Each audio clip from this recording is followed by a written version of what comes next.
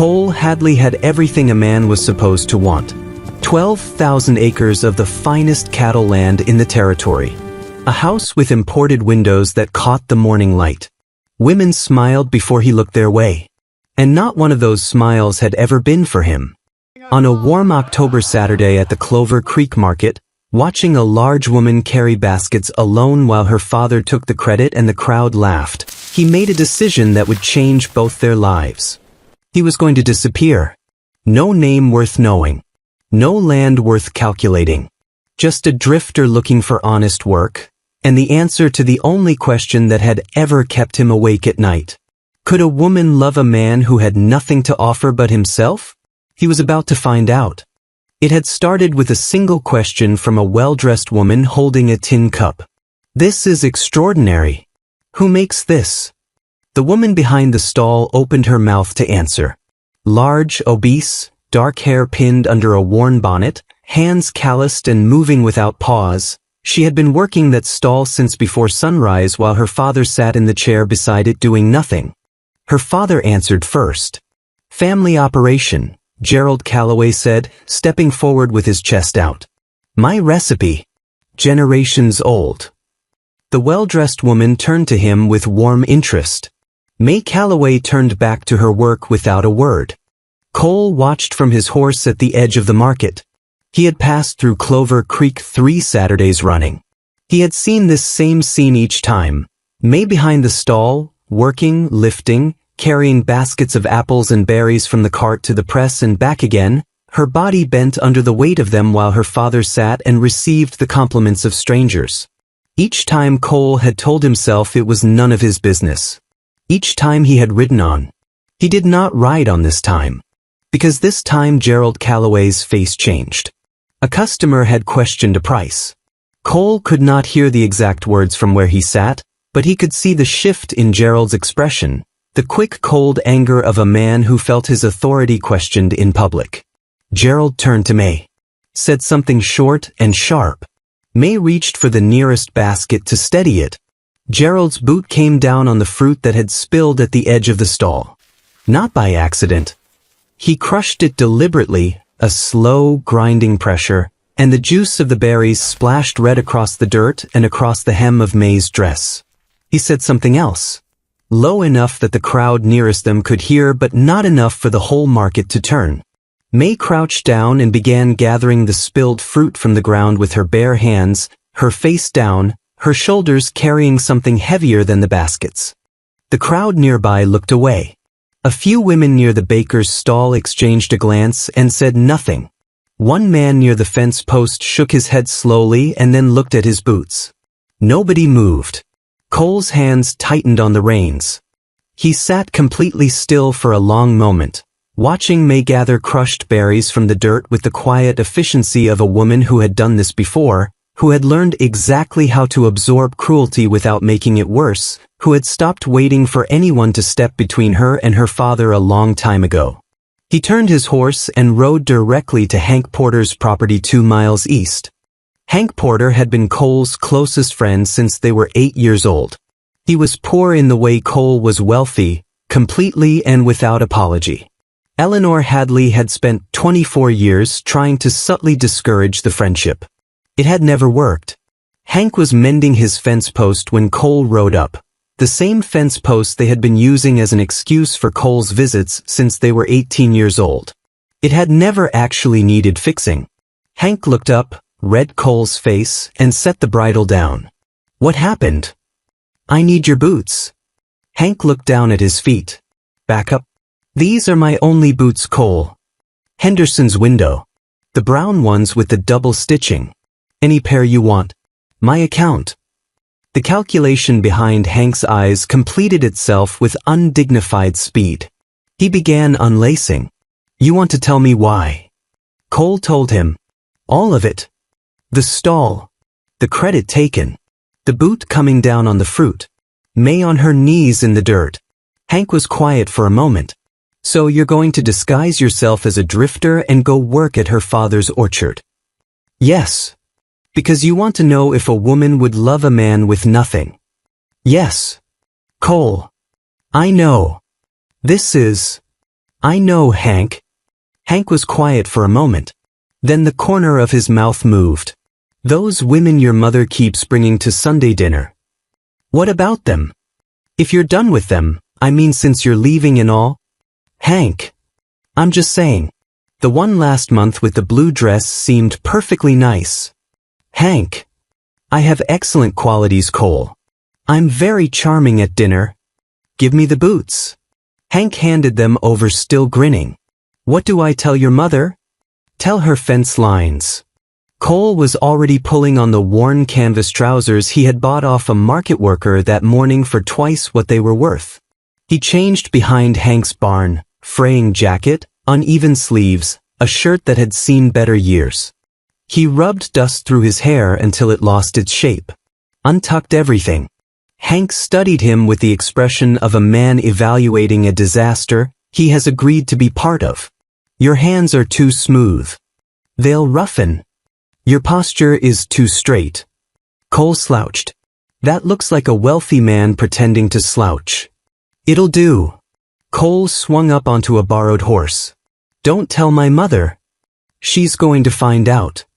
Hank. She always finds out, Cole. He was already riding.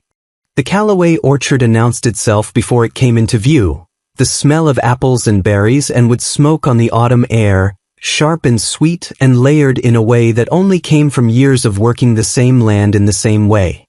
The farmhouse was weathered. The barn needed its east roof patched. The fence along the north field had 2 rails missing. But the press building was different. Its boards were tight and well-fitted. The drainage channel beside it had been dug at a precise angle. The equipment visible through the open door was worn but meticulously maintained. Someone had built that operation carefully. Someone who understood what it could become. Gerald Callaway was in his chair outside the barn, hat tipped against the afternoon sun, doing what Cole had seen him do at the market stall. Nothing in particular while waiting for someone else to do everything. Cole dismounted. Read the man in 10 seconds. Pride that needed feeding. An ego that opened like a hand to flattery. He introduced himself as Jesse. A drifter. Looking for honest work, heading nowhere particular. He mentioned, as if recalling something heard along the road, that the Callaway Cider Press had a reputation as the finest operation in 3 counties. Gerald Callaway sat up straighter. Cole offered his labor for food and shelter only. No wages. Free labor was a language Gerald understood completely. May, he called toward the press building. This man will help with the heavy work. May appeared in the doorway. Flour sack apron. Sleeves rolled to the elbow. Dark hair coming loose from its pins after a full day's work. She looked at Cole the way she looked at everything. Directly, without performance, without warmth offered or withheld. A clear, honest assessment that asked nothing and expected less.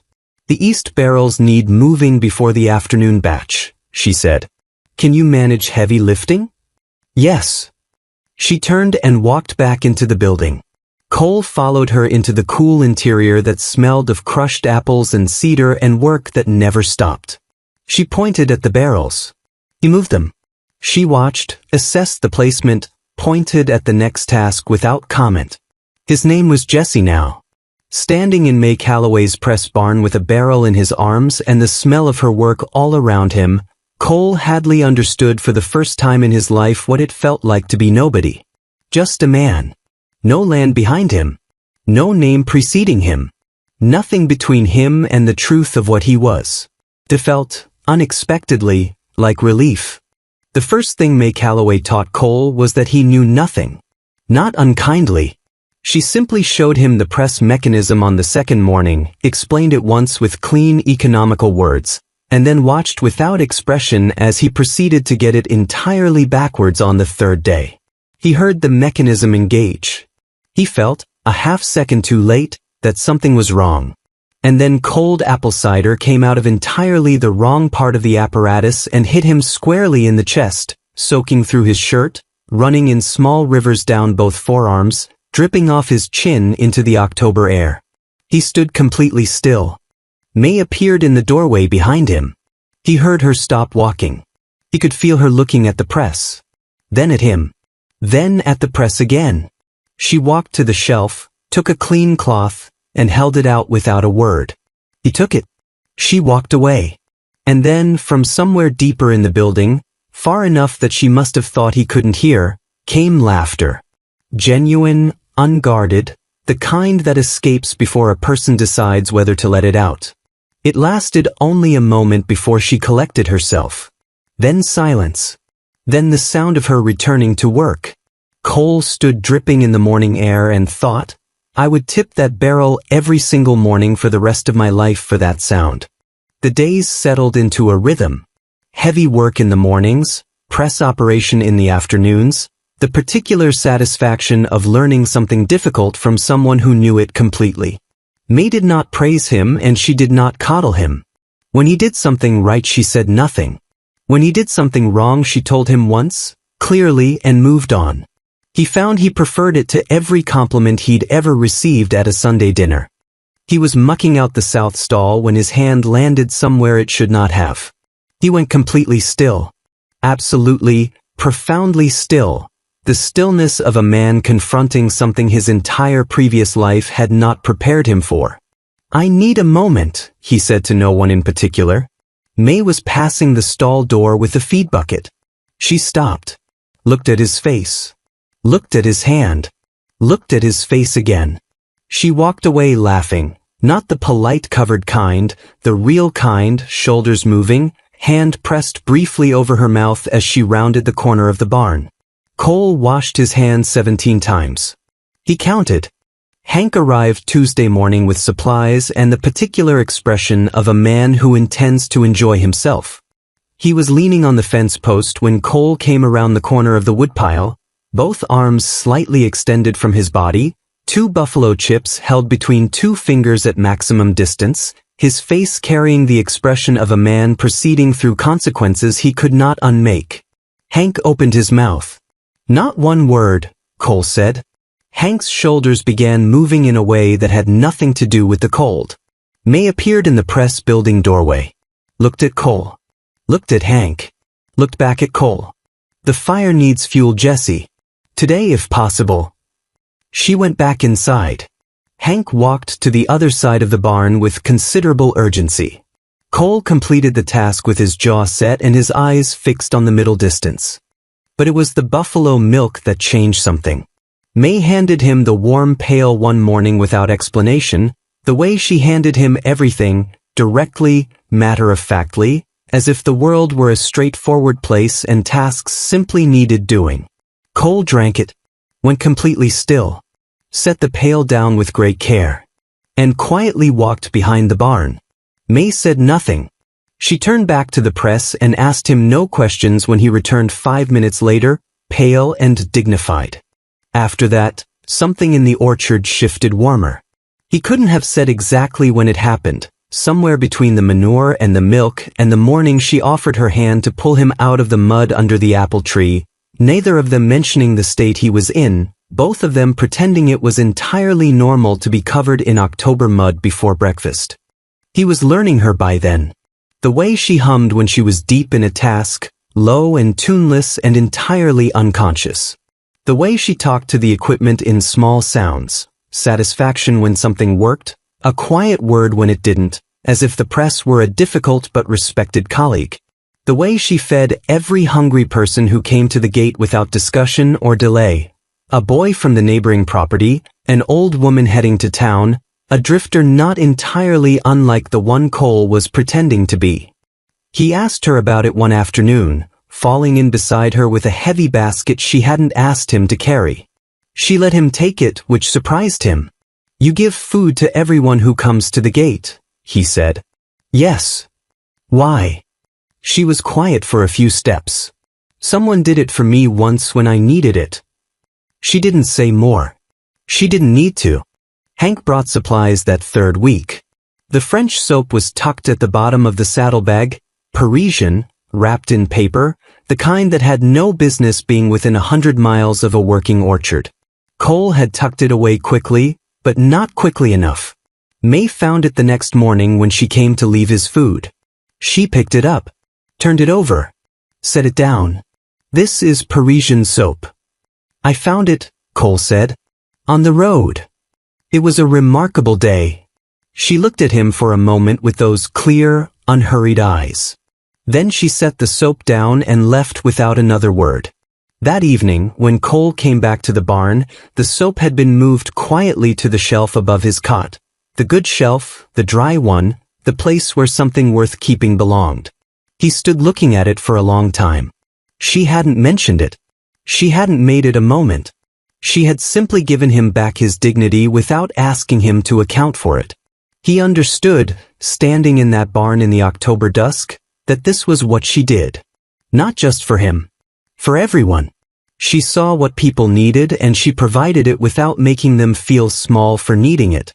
He began to watch for it, the way she gave and the way others took. He didn't have to wait long. The men came on a Thursday market day. 3 of them, regular customers by their ease. They took 2 jugs, made a show of checking their pockets, and the tallest one said he seemed to be a little short today. He'd settle up next week. Same as the week before. Same as the week before that. One of them lingered after the others moved off. Leaned on the post with his arms crossed. You know, May, if you were a little friendlier, I might be more reliable about payment. His friend laughed from a few feet away. Besides, who else is going to pay attention to you? Be grateful for the company. May kept working. Maybe I'll marry you someday, he said. When I run out of better options. More laughter. Then they were gone and the 2 jugs with them. Cole heard May tell her father what had happened, her voice steady and factual, and he heard Gerald's answer carry through the press wall without difficulty. This is your fault. You must have done something to put them off. You can't manage simple transactions without creating problems, can you? May said nothing more. That evening Cole was still at the press after dark. May came to close up and found him there. You don't have to stay, Jesse. I know. The next market day Cole was at the stall. He lifted barrels, loaded the cart, stood where he could be seen. When the 3 men arrived and found 6 feet of quiet, watchful presence behind the woman they'd been helping themselves to, something in their calculations changed very quickly. They paid the full balance. They did not linger. May said nothing about it. That evening there was an extra portion outside the barn door. More bread, a cut of cold meat, a second cup beside the first. Cole sat down on the ground right there and ate every bit of it, looking up at the stars through the bare October branches. 12,000 acres. Imported windows. A name that opened every door in the territory. None of it had ever felt like this. Hank arrived on a Tuesday morning wearing the expression of a man delivering news he was also finding privately hilarious. Cole went to meet him before he got too close to the press building. Your mother, Hank said without preamble, has stopped me on the road 4 times this week. Where is he, Hank? What is he doing? Why won't he write? Tell her fence lines. I have told her fence lines. She has developed opinions about fence lines. Cole started to answer. Then he heard May's footsteps on the porch behind him and turned to find her standing in the doorway, close enough to have heard most of it. Hank's expression changed. The face of a man who had identified a situation and chosen the single worst possible response to it. Your mother, Hank said, turning to Cole with the gravity of a man delivering tragic news, is very ill. Barely gets out of bed. Poor woman. Difficult for everyone. Cole stared at him. Hank looked back with perfect innocent commitment. May came down the steps. You have a mother, Jesse? She's ill? He doesn't like to talk about it, Hank said solemnly. Very devoted to her. Worries constantly. It's honestly one of his finest qualities. May's face had gone soft with genuine concern, the same uncomplicated care she turned on the hungry boy at the gate, asking nothing back. You should go to her, she said. If she's that unwell, Jesse, you should go. She's fine, May. Hank just said she barely gets out of bed. Cole looked at Hank. Hank studied the middle distance with great interest. May disappeared inside. She came back 2 minutes later with a small cloth purse and pressed it into Cole's hand. He felt the weight of it, coins, not many but real. Earned before sunrise and carried since. For the road, she said simply. Go and come back when you can. Cole looked down at the purse. She had nothing. She worked from dark to dark, and her father took what she earned, and she began again the next morning. And she was standing here pressing her savings into the palm of a man she had known 3 weeks because once, a long time ago, someone had done a kindness for her and she had never once stopped paying it forward. May, I can't take this. You can and you will. Go. Hank had turned completely away. His shoulders were doing something that had nothing to do with coughing.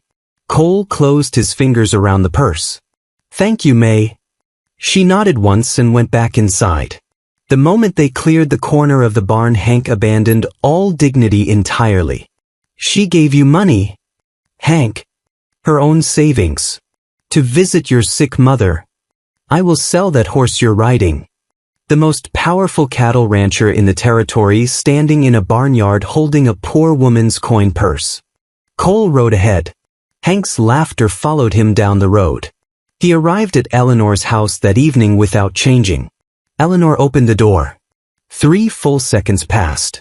Her eyes traveled from Hank's cracked boots at the bottom, slowly, painfully, up the canvas trousers, the fraying jacket, the untucked shirt, and finally arrived at his face with the expression of a woman who had prepared herself for bad news and discovered the news was considerably worse than anticipated. Her hand came up and pressed flat against her chest. You smell, she said, like a barnyard. Hello, Mother. Cole Hadley. I'm working on something. Come inside. She stepped back. Don't touch the wallpaper. Don't sit on the green chair. Don't sit on the blue chair either. Actually, she looked at him again, don't sit on anything. He stood in the middle of her immaculate parlor with its imported wallpaper and its Persian rugs and its furniture chosen from a catalog that had been shipped from Philadelphia at considerable expense. Eleanor circled him once the way a person circles something they cannot quite believe is happening in their own home. Those are Hank's boots. Yes. Of course they are. She pressed her fingers to her temple. Is Hank aware that you have his boots? He has new ones. I don't want to know. She held up one hand. I genuinely do not want to know any part of this.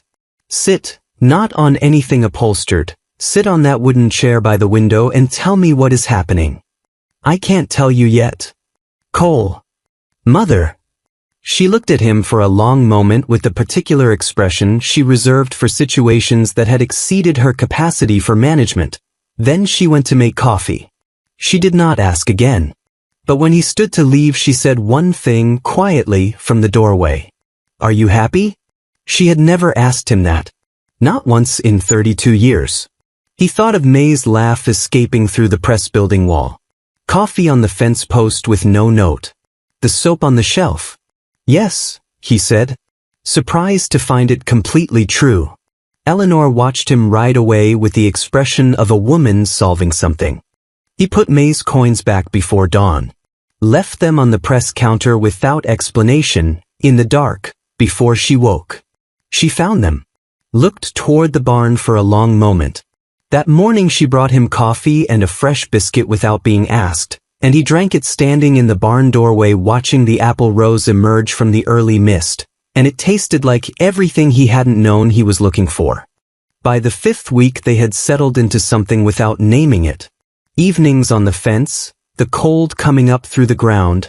Cole heard himself say quietly, my brother Daniel loved places like this. Orchards. Open land. May was still. He died when I was 24. Fever. 3 days and then he was gone. He had not said those words to another living person in years. They came out lighter than he expected, not weightless, but carried better for being spoken. May did not fill the silence with comfort words. She stayed, present and steady and not needing to fix anything. After a long time, he sounds like someone worth missing. Cole nodded. The dark came in around them. An owl called from somewhere in the north trees. May was quiet for a moment more and then, in the same low, careful voice he had just used, my father wanted a son. Cole didn't move. He has never said it plainly. He has never needed to. She looked out at the orchard, her orchard, every row of it planted and tended and pressed by her hands. I have known it my whole life the way you know the weather. You don't need anyone to tell you it's raining. She didn't say more. She didn't ask for anything back. Cole sat beside her in the dark and understood something he hadn't fully understood before. Why she worked without expecting credit, why she had learned so completely to be invisible, why she handed dignity back to other people so gently and so naturally. She had never been given any of her own. Hank came to find Cole that afternoon. He'd passed May on the way. She was crouched between the orchard rows with a barn cat winding itself around her ankles, talking to it low and unhurried, completely unself-conscious. He found Cole at the press and stood there a moment before he spoke. She had a dog before, he said, not really to Cole. Some scruffy brown thing. Her father sold it 2 winters back to a family in Millhaven. Which family? Hank stopped. Looked at Cole carefully. Cole. Which family, Hank? Hank told him. Cole brought Scout home on a gray Thursday morning. He stayed in the barn. He let Hank ride through the gate with the saddlebag, let May be crossing the yard with her basket when Hank dismounted and opened the flap. Scout came out of that bag like something launched from a catapult. A medium-sized brown dog of no particular breeding and incandescent, overwhelming, total joy, across the yard in 4 seconds, hitting May at full speed, and May's basket went sideways and apples scattered across the dirt, and May sat down. Not because she fell. Because her legs simply stopped holding her. Scout was everywhere at once, climbing her shoulders, pressing his whole trembling body against her, making a sound that was almost human. May wrapped both arms around him and buried her face in his neck and rocked, laughing and crying at the same time, laughing the way people cry and crying the way people laugh until they cannot be told apart. You came back, she kept saying into his fur. You came back, you came back. Cole stood in the barn doorway. Hank appeared silently beside him, and they stood together without speaking. 3 times what that dog was worth, Hank said quietly. Cole watched May in the dirt of her orchard, surrounded by scattered apples, holding that ridiculous dog in the October morning. Worth every penny, he said. After a long time May looked up. Her hair had come completely loose. She had dirt on her apron and her hands and her face was wet and she looked, Cole thought, more completely herself than he had ever seen her. Like something she had been holding tightly for a long time had finally been allowed to open. She looked at him in the doorway. And he watched the recognition move through her. Not gratitude, something older and deeper than that, something that didn't have a simple name. He nodded once. She nodded back. Scout stayed at her heels for the rest of the day and every day after that. He arrived earlier each morning. She pretended not to notice. He fixed the broken press wheel overnight without being asked. She found it at first light, ran her hand over the repair without comment. The press is working better today. Is it? He had started saving the bruised apples she always set aside, and one morning he asked why she kept them. They make the best cider, she said. Everyone throws away what looks wrong. But they have more flavor than the perfect ones. Cole went quiet, turned that over for a long time. She didn't know exactly when she started noticing the small things that didn't add up. She noticed his hands first. The calluses were real, but the healing underneath was too clean, too quick for a man who'd worked rough his whole life. He knew too much about land management. Water rights. Said things in passing that didn't belong to a hired hand. One evening he came and she caught the faint smell of cologne before she could help it. She looked at him for a moment in the lamplight. You smell expensive tonight, Jessie. He went still. She went inside. She didn't know what to make of it. But she filed it away, the way she filed everything, quietly and without conclusion. It was the 6th week when May took in his jacket to mend it. The letter fell from the inside pocket. She picked it up without thinking, and then sat very still. Cole Hadley. Hadley Cattle Company. Territory of Texas. She sat with it in her hands for a long time. Then she folded it, put it back, and kept mending. 2 days passed.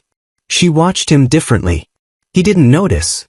The third morning they were working side by side at the press when she said it quietly, without looking up. Cole. Just his name. Quietly. Like she had been carrying it in her mouth for 2 days and was finally setting it down. He went absolutely still. She kept her eyes on her work. He put down what he was holding. And then he told her everything. Why he had come. What he had been trying to learn. He did not make himself sound better than he was. You came to find out if a poor woman would love you truly, she said. Yes. And I was asking completely the wrong question. He stopped. Made himself say it plainly. The question was whether I was worthy of you. May looked at him for a long moment. Then she set down her tools. Leave, please. He left. Cole came back the next morning before sunrise. He didn't knock. He didn't explain. He picked up the work and he did it, alone, in the gray pre-dawn, while the barn was still dark and the press building was locked. She watched from the window and didn't come out. The morning after that, there was coffee on the fence post when he arrived before dawn.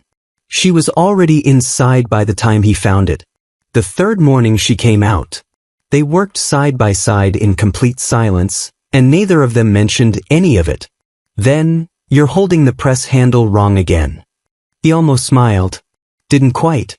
He adjusted. She said nothing more. But she stayed.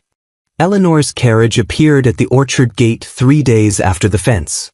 Cole came down from the barn roof slowly. He had always known she would find him. Eleanor stepped out with the unhurried precision of a woman who had never once arrived anywhere unprepared. She looked at the farmhouse, the barn, the press building, the neat apple rows, took it all in with a small composed smile. How charming! Cole, you cannot be serious. I've never been more serious in my life. May had come out of the press building. She stood in the yard with her apron on, sleeves rolled, hands still carrying the faint stain of berry pressing. She looked at Eleanor the way she looked at everything, directly, without performance, without apology. Eleanor looked back. The kind of look that was used to making people feel small. May did not feel small. She simply looked back. She works an orchard, Eleanor said to Cole, as though May were not standing 10 feet away. She built that orchard. Different thing entirely. Eleanor returned to her carriage with the posture of a woman who has not lost and does not intend to. On the road back to town she sat very straight and thought about the way that woman had looked at her. Not defiance. Not nerves. Just steadiness. The stillness of someone who had decided long ago what she was worth and stopped waiting for anyone to confirm it. Eleanor could not stop thinking about it. That evening Gerald called May inside. He sat at the kitchen table with the look of a man who had solved a difficult problem and expected to be thanked for it. I've arranged something, he said. A man named Clifford Mason. Widower, respectable. He needs someone to manage his house and God willing provide an heir. Since his property borders ours, he's agreed you can keep working the press after the wedding. He folded his hands.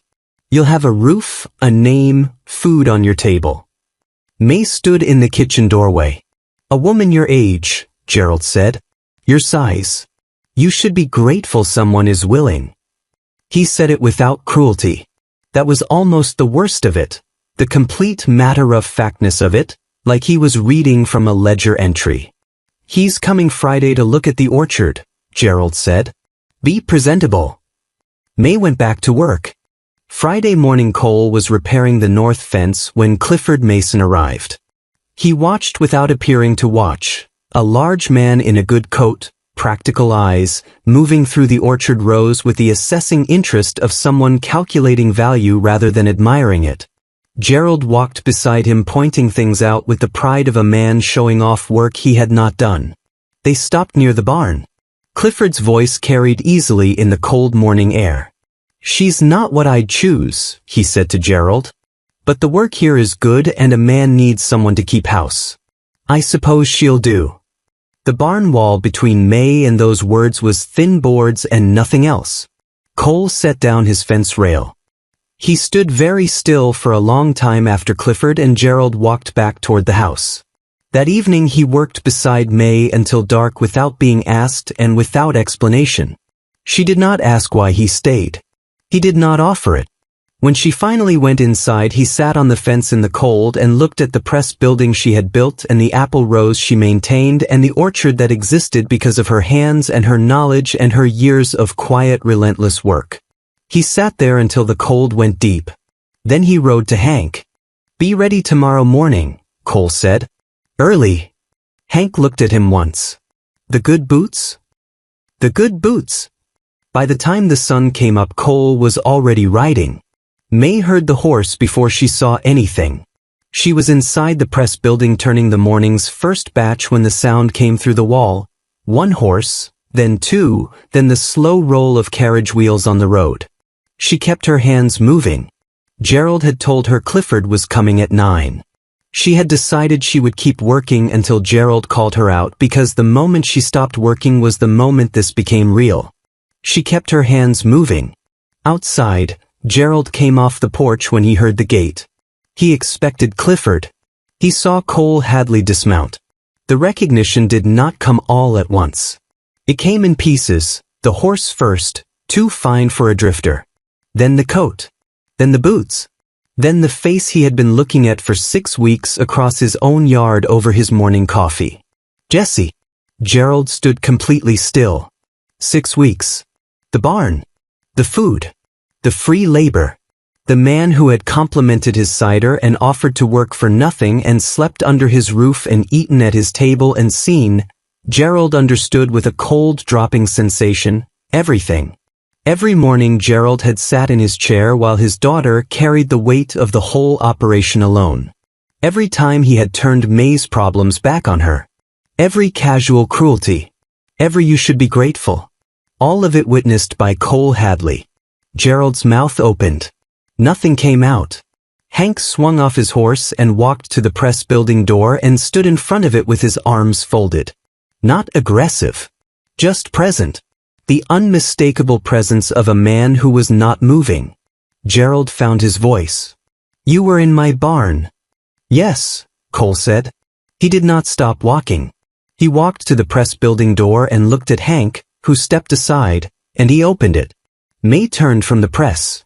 She looked at him, the real him, the coat, the boots, the face she had known as Jesse for 6 weeks, and said nothing. Her hands were still on the press handle. Cole stepped inside, closed the distance between them, stopped close enough that his voice was just for her. "I came here with nothing to find out if someone could love a man for himself." May looked at him. "You answered that," he said. "Every single day you answered it without knowing I was asking." Her hands came off the press handle slowly. "I know what I did," he said. "I know what it cost you to trust Jesse. I am asking if you can trust Cole." The press building was very quiet. Outside, Gerald had found his voice again.